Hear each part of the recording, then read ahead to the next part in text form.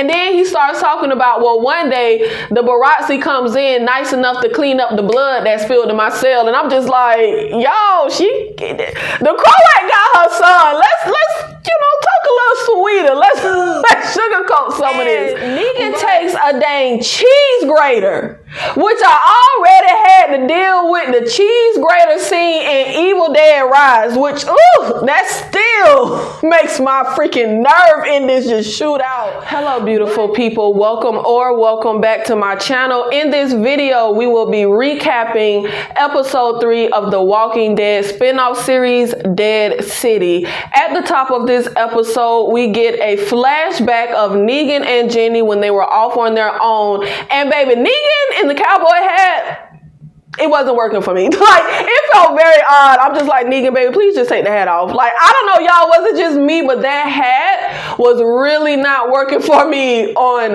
Negan, of like all people. But currently, Jenny and Negan are separated. She's looking for this stuffed toy that she's attached to. She comes across this walker who was a person that ran into her and Negan in a not so pleasant way. We see him like stabbed onto this branch, and Negan makes a comment that he must have ran into some other people and rubbed them the wrong way as well. But I read the scene as Negan the one who killed old boy, but I could be wrong, but that's how I read it. But he's pretty much telling Jenny, because she doesn't talk, like, there has to be a way for you to call out to me for help. So he teaches her how to do this little whistle, and she's looking for this stuffed animal that she feels like she dropped, but Negan ends up looking in the dead guy's bag, and there's her toy, which further leads me to believe that Negan is the one who ran up on old boy again, away from Jenny, and is the one who took him out. But we end up coming to present day after getting a little flashback of them bonding and their relationship and how Negan cares for her. And we see Jenny at the river to get across to the city, to go after Negan. And she gets inside of a cooler and uses like a branch or something, a piece of wood, to paddle across. Now, I'm not very sure on the logistics of how realistic this is. I mean, I'm pretty sure a cooler floats, but I just don't know the logistics of how realistic that would be for it to float with a person in it. Like, I feel like it would sink, but I don't know. But I am thinking about the fact that when Negan and Maggie and the junior marshal were crossing the river on that boat, we saw a ton of walkers underwater, still alive. They were moving, and I would think they would pull Jenny down. Like, I don't see her getting across the river and something so close to the water when we know walkers are under there. But I don't know, child. I'm not gonna be nitpicky about it. Like, the scene doesn't bother me. I just was kind of like, I don't know how realistic this is. But we then end up seeing Tomas, Luther, old girl, Negan, Maggie, everybody together in the city in this store.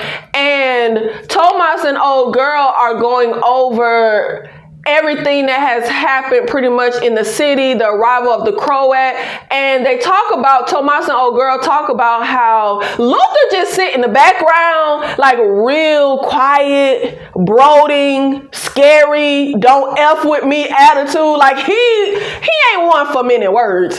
He just in the background. But Tomas and old girl are talking about how all of this went down and started, like the zombie outbreak, apocalypse, and everything, the start of this dead city when they were kids.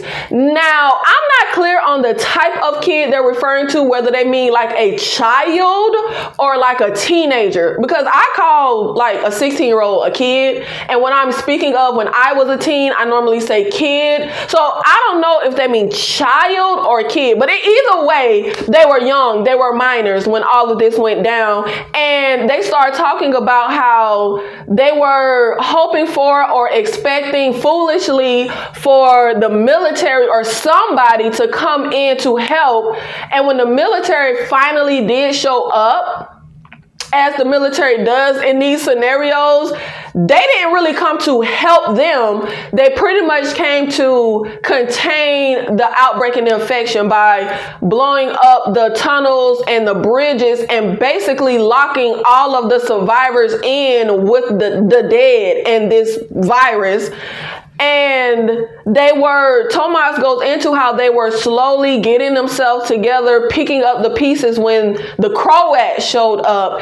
And when they go into the Croat and his approach and everything with, pitching about keeping people safe and his own paranoid version of that, everything that they're talking about with the Croats approach and dynamic with everything pretty much mirrors when we see the expression of Maggie and Negan. For me, I was reading it as it was mirroring Negan and the Saviors, which would make sense because the Croat comes from that. So it would make sense that he would take the same approach and tactics as Negan did with the Saviors. But that's what I was reading from Maggie and Negan's expression. And Maggie suddenly goes into, I gotta check the alleyway or something like that. She says, basically just saying something to get out of the situation, because I pretty much gathered that when you're a parent, your child is kidnapped, whether it's the zombie post-apocalyptic world or the regular world, you're gonna be on edge, especially when you know your child is with like a madman, just on edge, stressed, wondering about and worrying about what is happening to your son. They know this man is crazy. And Tomas and old girl are talking about how he takes you, kidnaps you, tortures you, tries to get information. He has her son right now. So there's no telling what in God's name he's doing to them. That's what I was pretty much reading from Maggie. But we also have a situation where I feel like something is brewing maybe between Negan and Luther, because Luther is putting something on himself. He's putting on beeswax. And I don't know why they close up on the container. I'm feeling like the director did that because we're going to call back to this in some way. It's going to come up again. So Negan is like, oh, I heard beeswax is good for cuts. Can I get some? And baby, Luther is like, nah, bruh. So it's going to be interesting to see what they're setting up with this Luther Negan thing, because first of all, Luther just looked like don't F with me in general, but there seems to be something in particular when it comes to him and Negan. Not on Negan's part, but on Luther's part. Now, Tomas and everyone is up at a higher building looking down at is this Times Square? Some kind of stadium or whatever where the Croat and everyone is, his little fortress that he has. And they're talking about, going in through the sewers. But Tomas them is like, no, that's where the military put all the dead till they became the dead. Like they're trying to talk about different ways that they can get in. And they're pretty much, Tomas and old girl are shooting everything down. Look, and then old girl says, because Negan is like, if somebody broke out of Alcatraz, that means there's a way back in. And Tomas is the one who broke out. And old girl say, well, you can tell him or we can just show him. Baby, Luther like, hell no. Like, no. But Tomas is in agreement with Luther like, look, we shot down the idea and we had more of our people. Now there's even less of us. And old girl is just like, he invaded us. He killed our people. Are we supposed to just let this go? Because it's not a situation of, oh, we just finna help Maggie out the kindness of our heart. They want to take out the Croat as well. He is a threat to them. So we're mutually, in an alliance together because we're both against the Croat in one shape, way, or form. But baby, Luther back there with the attitude like, hell no, we ain't going down there. We ain't going after him. But we are also seeing that little vehicle that the Croat people drive around that plays that music because they're drawing all these walkers. And I was thinking this the first 2 episodes, but how do they even get gas for this thing to work? Like, I don't know how they can still run a car, but Negan goes into telling a story because they're scared to go up against the Croat. And he's telling a story about 10, 15 years ago. You know, this guy down south got all these psychopaths together. He created a sanctuary, and a group of people stood up, you know, to go against him and take him down. And they're like, did it work? And Negan is like, hell yes, it worked. And obviously he's talking about himself, but of course our new friends don't know that. But I like how they did that with the story, where he's talking to them about taking down someone like the Croat, but only him and Maggie know that he's actually talking about himself. Now, at the end of that scene of old girl trying to convince Tomas to work and, you know, work with Maggie them and get in to Madison Square Garden for the Croat, he ends up kind of conceding and being like, okay, we'll talk to the others. Baby, Luther looked up like, excuse me? What? Luther is so, something finna happen when it comes to Luther. I'm just feeling it, y'all. Now, and where I paused it at just now, yeah, something finna go down with Luther. Okay, so then we end up seeing the Croat and his people driving into the arena. And I'm still, y'all, am I just slow? Did I miss it? I'm not understanding. Okay, so the outside of the arena is like a horde, like more than a horde, like a damn population of walkers. And the Croat and his people drive in. How do we drive in without letting... Like, how do we keep the horde from being at our entrance for us to drive in? I don't know. Maybe I'm slow. Maybe I missed something, but I'm not understanding the logistics of that. But I forgot to say, because I was talking about Jenny on the river, but we saw her safely climb up, you know, make it in the city. But we end up seeing...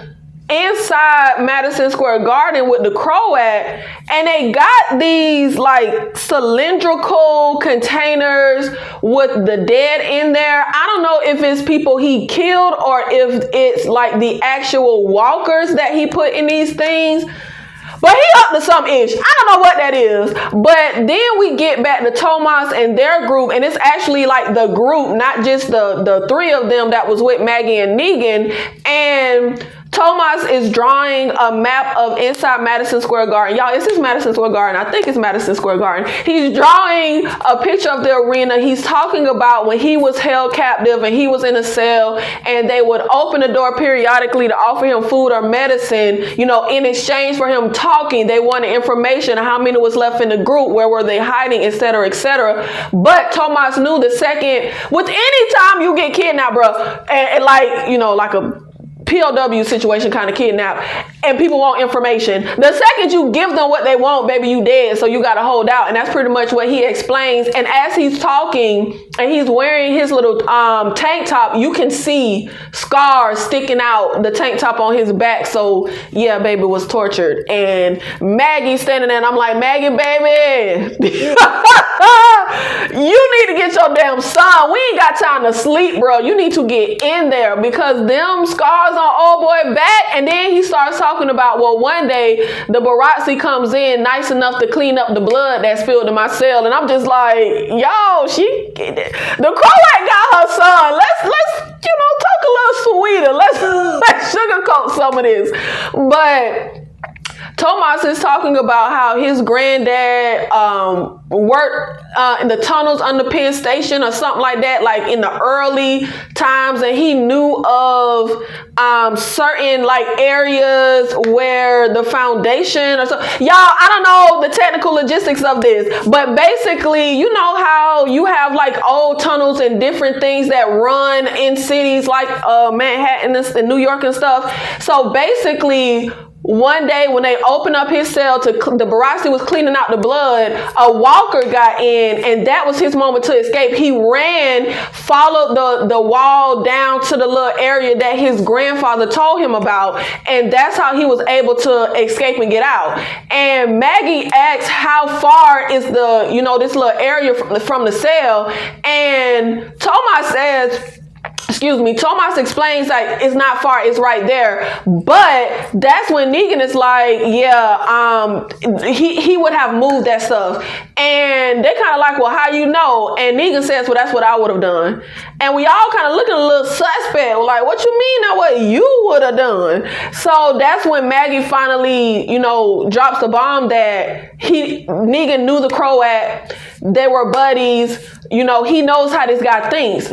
And baby, Luther sitting over here like, so that's your homie, right? From back in the day. But, Maggie tries to straighten it out like, no, Negan took a shot at him, shot his ear off. He can bait him. I get him to tell me what my son is, and y'all kill him. But Luther is sitting here like, why would he get baited by Negan? But Negan got the best one-liners, and I can't even repeat what he said in this line, but he pretty much just goes into one of his Negan-isms, and he's like, you wouldn't want to, eye for an eye, but he's saying his Negan way, and y'all, Luther goes into, y'all just gonna get us all killed. Like, what are we even risking this for? And that's when Maggie is like, my son, we're doing this for my son. Girl, your son dead. You know he dead. And that's when Negan is like, hold on. Y'all, not Thomas. Luther is not down for none of this. He ain't down, no. And like I said, I really don't think it's anything he has personally against Maggie. I feel like he probably do truly believe her son is dead because the Croat is a sociopath. And it's no telling what horror stories Thomas has told them from when he was locked up in there. And the fact that they live here, they have been around, they know how the Baratsi get down, how the Croat get down. So I don't think it's not personal with Maggie, but he do, I don't know, am I reading into it, but he do seem to have something when it comes to Negan. Now we see the marshal in this room, he's handcuffed, and some guy comes in, he sets a table, and I really want to know, where did they get all this stuff from? Because I know it could not have all just been sitting in the stadium. They have, first of all, the little cylindrical containers that they got the dead people in, but also, you know how they have that little silver thing that you put over the plate to keep the food warm? How y'all got that in here? Bottle of wine, how y'all got that in here? Like, where this come from? But obviously you can't presume they go through the city scavenging, but with all the dead, I don't know. But anyway, the guy puts on a record playing music and crap, and the Croat comes in and he's talking to the marshal. I can't think of the marshal name. I think it was something that started with a P. When he went into that apartment, I think that's when we found out his name. But the Croat is talking to the marshal, and he goes into how he was a scientist. He specialized in alternative energy, and the way that they have heat and light and all this stuff is the bodies of the dead produce methane, and that's what he used for fuel. And something about the temperature being right. Y'all, I am not a scientist, so hey, I'm gonna buy it. I don't know how factual none of this is, but they are using the resource of siphoning methane from the walkers. And the Croat goes into how this is a sanctuary for all, and he has the key to the handcuffs, and he's asking the marshal, what are you doing here and who are you with? And of course the marshal ain't saying nothing, because why the hell would you? And the Croat goes into how it's a sanctuary for all, but I need to know that you're not a threat to us. And the Croat goes to eat his food, right? And he goes to like cut into the meat, and it's like a maggot. So this, y'all, I don't like stuff like this. Like, give me gore all day long. Don't give me bugs. I hate bugs. But anyway, I didn't think this made sense, because wouldn't a bug inside of cooked meat be a dead bug inside of cooked meat? Because it was moving, so it was alive. How can it be alive inside of cooked meat? Now, I ain't no scientist, but I know that much. So the Croat, of course, is like, taken aback, and he goes into how, you can get, really sick from, rotten meat or tainted meat. And he asks the guy, like, you inspected the meat, right? And he says yes, but then when the Croat is upset, the guy tries to say, well, actually, I feel like somebody else likely prepared, inspected, cooked, whatever the meat, and old boy just brought it in and set up the table, but the Croat didn't even give him a chance to say that. Now, I didn't think this made no sense. I don't care how much somebody is following you or scared of you. If you go to try to harm or kill them, you should have a natural instinct to like fight back. Old boy did not give any resistance when the Croat goes over to him, tells him to open his mouth and swallow the handcuff key. He just opens his mouth, swallows the key, and then the Croat just dismantles him and tosses him over the balcony like a rag doll.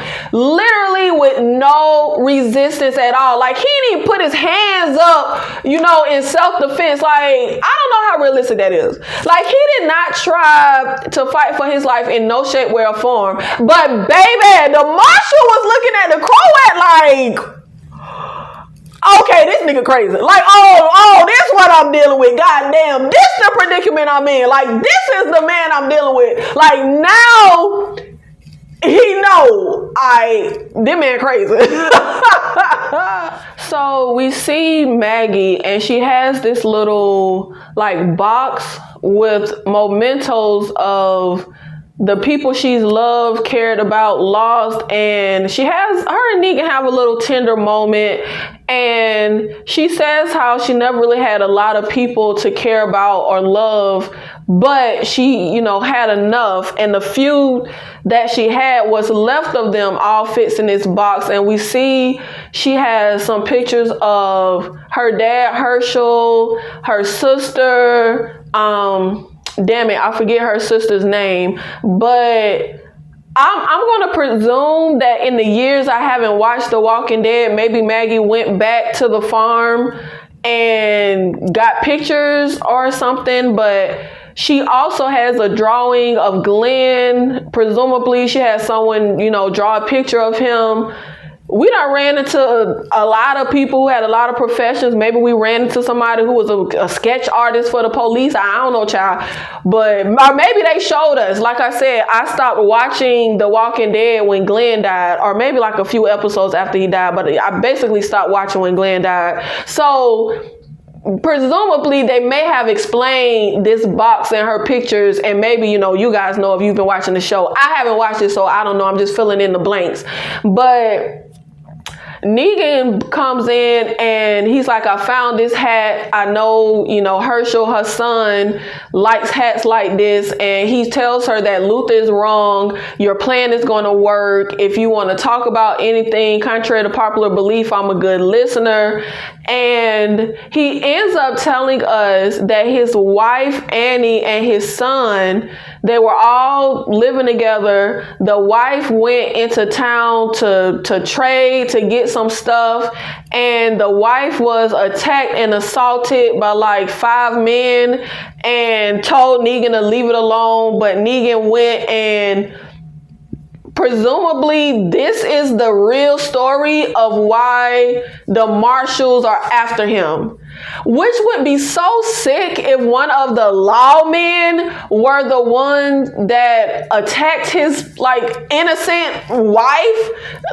Y'all. But presumably, they haven't said, but between Negan saying the story the marshals have isn't correct, and between him giving this story, yeah, it was a lawman. But he goes into how he ended up wanted and felt like being with his wife and son would put them in danger. So he sends them on a wagon, I don't know, horse and carriage. Now, I don't know the character of Negan very well, but this don't feel true to the character. I would think Negan would feel like his family is better off with him there to protect them. He seems way too, I don't want to say controlling, but needing to have that control of nobody gonna keep my family safe but me. So I don't know if I buy it. And where the hell did he send them where he would know they were safe? He sent Jenny someplace with a community he knows of that Maggie, took her to know that Jenny is safe. So where the hell is his wife and kid that he know they're safe?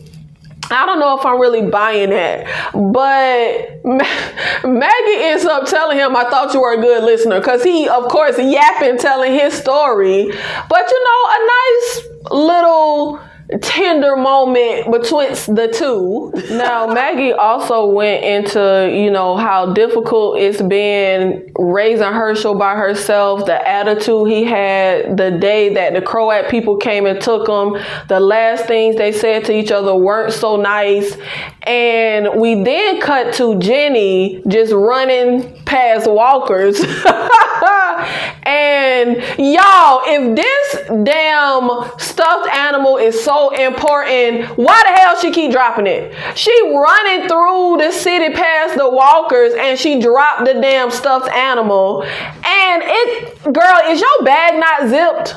Like, I'm not understanding how she keep dropping this thing, but she ends up, one walker is on the ground, grabs her, she falls, she's able to get up, run off and kind of hide, and she sees her stuffed animal laying on the ground next to the walker, and that's when we see somebody else coming over, and they kill the walker. And I'm glad she's smart enough to stay hidden, because we don't know who this is. We can't just be trusting folks. So staying hidden was the right thing to do. But I didn't think this made no sense. The person picks up the stuffed animal. First of all, we would likely only be scavenging things we can use. I wouldn't have paid no attention to a damn stuffed animal. The hell are you going to do with that? And I haven't seen no kids, so you ain't grabbing it for a child. I don't know. It just ain't make that. I mean, to me, that's like seeing a piece of paper on the ground. Like, the hell are you going to do with that when you're out here scavenging? I don't know. It just didn't make any sense to me. But obviously, this is finna be a way for Jenny to either get to the Croat or get to Negan. I don't know who group this person is with that just picked that up. But obviously, this is just a reason for her to, Jenny, to get one place or another. Because I mean, it's just not logical that you would pick that up when you out scavenging. Like, who cares? So Thomas and his group are with Maggie and Negan, and we're all like at the table about to have a meal, have dinner, and everybody like pulls out presumably something, some type of trinket or something of a loved one or someone they cared about that died, because we see Thomas pull out that necklace that I think belonged to the pigeon lady. And I don't know if we having dinner or a memorial. Luther started humming. That's literally what he's doing. We just sitting there, our eyes closed. I don't know what we doing, bro. And then all of a sudden, like we just stop and we just eat. Okay. What we doing? What is this? Dinner time or memorial? I don't know. That felt kind of weird. But we see the Croat and his group. And why are they putting gas masks on from the thing with dead folk in the meth thing? Y'all, what is meth thing? Are they getting high? Like, what are we doing? Y'all, somebody go down and it's finna get crazy and we getting high on dead fumes. And the Croat giving a speech that death is not the end, it's our fuel. So we have the Croat and his whole group, and we're at this like little UFC cage looking thing, and they bring the marshal over, and he still won't talk. So we put the gas mask thing on his face, get him high, chuck him in to the cage, and he's handcuffed to like this pole. Now, one of the top like badass moments that I think about when it comes to The Walking Dead is one of my faves with Glenn, when Merle threw that walker in a room with Glenn when he was like tied to the chair. Yeah, this was giving me those vibes. This was good. But I think I'd rather be in this situation. But the walker, which is the guy that has the key in his stomach, gets thrown in. And the marshal, kind of chucking, diving, kick him, let him go past, and he's able to get the walker in front of him. He puts his hand over the walker throat with the pole between them, and he decapitates the walker with the chain of his handcuffs. And I feel like, I don't know if handcuffs can cut through like your whole damn, chop your head off. And I could see if it was an old, fleshy walker, but this is a fresh, dead walker. Even though I guess we don't know how much time has transpired, but presumably not long. I feel like the damn handcuffs should have broke before the neck came out, but whatever. And he's able to, because the crowd mad because he ain't dead, so they chucking glass bottles, and the marshal cuts into old boy's stomach, gets the key out, gets the handcuffs off. They throw like 3 or 4 more walkers in there with him, and he goes to take off his shoe, and he hesitates taking off one shoe, so he takes off the other shoe, and he's able to like bash the walker head in and stuff like that. And the Croat, he eyeing and he looking like, what's in that shoe? What's in that shoe? Why didn't you take it off? But I didn't like this. You can't, this is already to my disadvantage. You couldn't just toss me in there regular. You had to make me sniff the damn methane. I don't like, what's with that? I mean, obviously they want us to see the show. They want to see the person die, but you're already at a disadvantage. Like, I'm handcuffed to a pole. I already said I like this Marshall guy. I'm kind of annoyed because we don't really get no dialogue from him so far this episode. He don't say nothing, which obviously you're not going to say nothing, of course. But I'm ready to see where it's going to go. Like, are we going to get in here trying to rescue Maggie's son and come across the marshal? Is the marshal going... I don't know. I don't know where this finna go.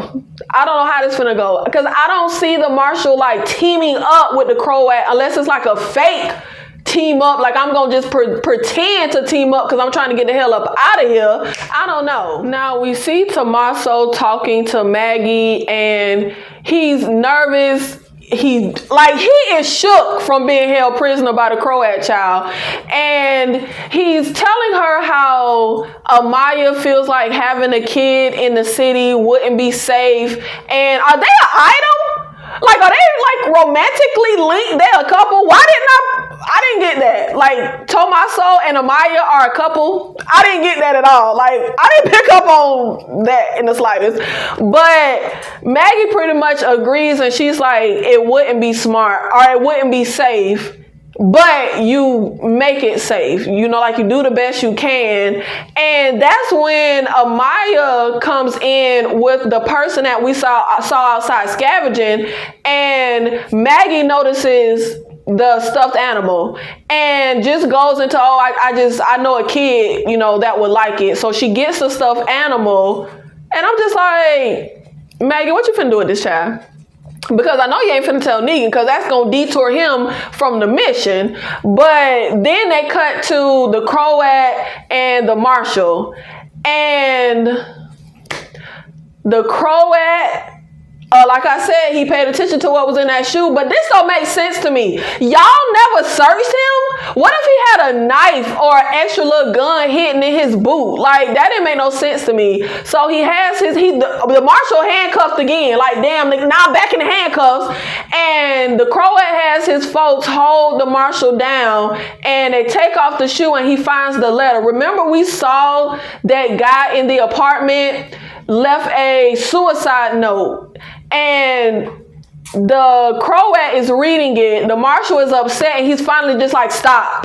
And that's when he tells them, I came with 2 other marshals, but they were killed. It's just me on my own. And the Croat wants to know what he's doing there, which I kind of want to say, who cares? Like, but of course, this is when the Croat finds out that Negan is here. So that messes up Maggie them little plan. They ain't got no element of surprise now, because now the Croat knows that Negan is here in Manhattan, and presumably, no, it ain't no cold winkedy. Like, I would be thinking, if Negan here, he know I'm here if I'm the Croat. So there's that. But the Croat now has the information he was seeking from the Marshal. So is he finna jump into killing the Marshal? Like, we have no reason to hold him now. We got the information. Now, I forgot to say that when the Croat is in there talking to the Marshal, he did mention that when all of this first happened, his family was starving. The Croat went out to scavenge, try to find some food. But by the time he got back, his family was killed by another hungry family. So I don't know if he means human family, like cannibals, or like a family of walkers, which I guess that don't really make sense. So presumably he's talking about humans. And he was so down, he couldn't even like harm himself, but he met someone. And I'm thinking the person he's talking about in the story is Negan. But we then see Negan and Luther. And Negan is in here, and Luther comes up behind him, and he's like, you know, for a big guy, you are really quiet, because he just snuck up on Negan like a dang ninja. And Negan is starting to like try to say something. He's like, look, I know you're not the biggest fan of mine, but this plan is going to work. We're on the same side. And that's when Luther is like, bro, y'all getting out of here tonight. You and Maggie, y'all gone.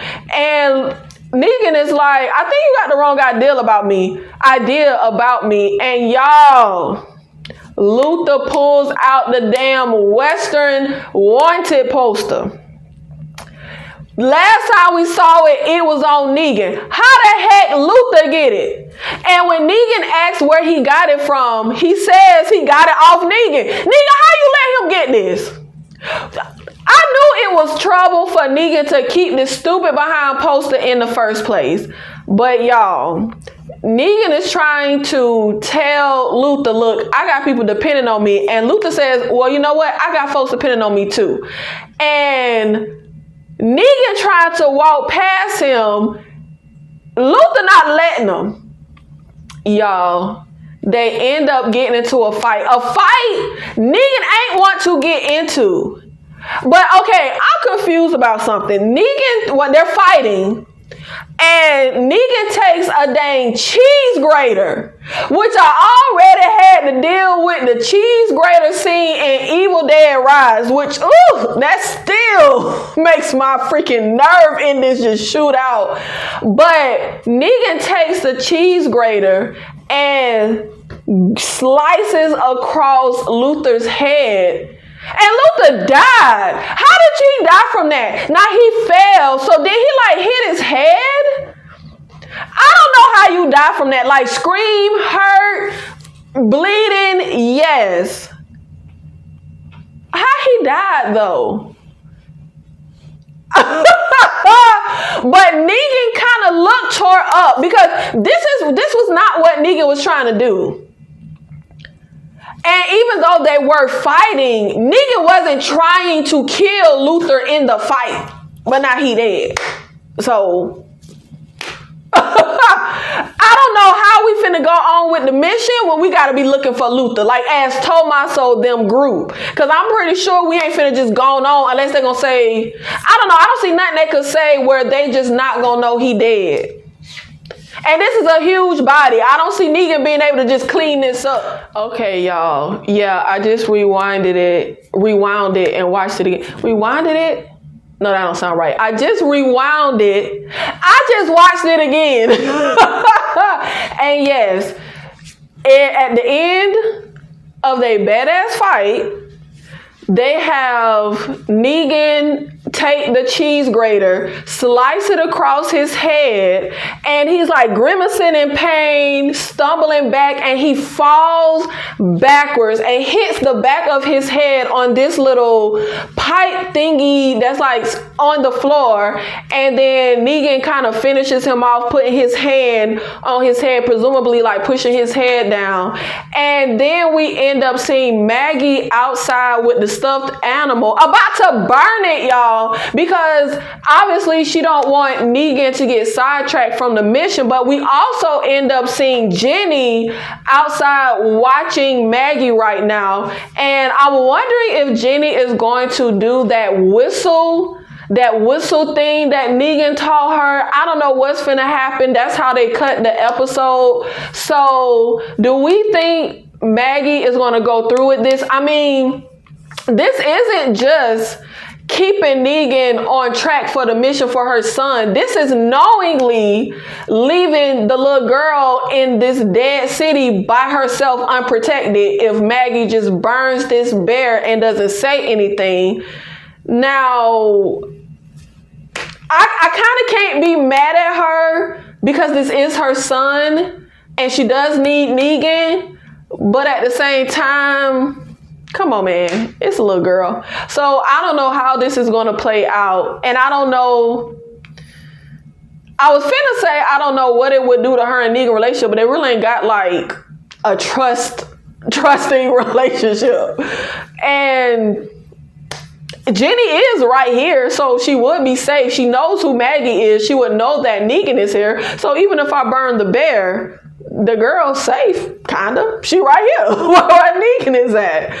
Thank you so much for watching this video. Thank you for supporting the channel. Make sure you are subscribed. We are following this series every week. Make sure you check the playlist for all of my other series and movies. And let me know in the comments how you are feeling about Dead City, about this new breath of fresh air that we are getting in the Walking Dead franchise. I love this world of Dead City. I think they are doing great. I like all of the characters. Nobody is getting on my nerves so far. Because y'all know how Walking Dead be doing with some of them like aggravating ass characters. But everything is all good for me so far. I like how everything is going. I like how they're setting everything up. I like the slower pace of it. Then when they pick it up and we get a little action. So I do want us to kind of ramp it up just because this is such a short season. Like I said, no complaints. I like how they're setting everything up. I like how it's playing out, but with such a short season, I want us to kind of ramp it up and really, but presumably we're finna get that next episode, probably the following one as well, because next episode is when we finally go at the Croat and try to rescue Maggie's son. Thank you so much. I'll see you in the next one.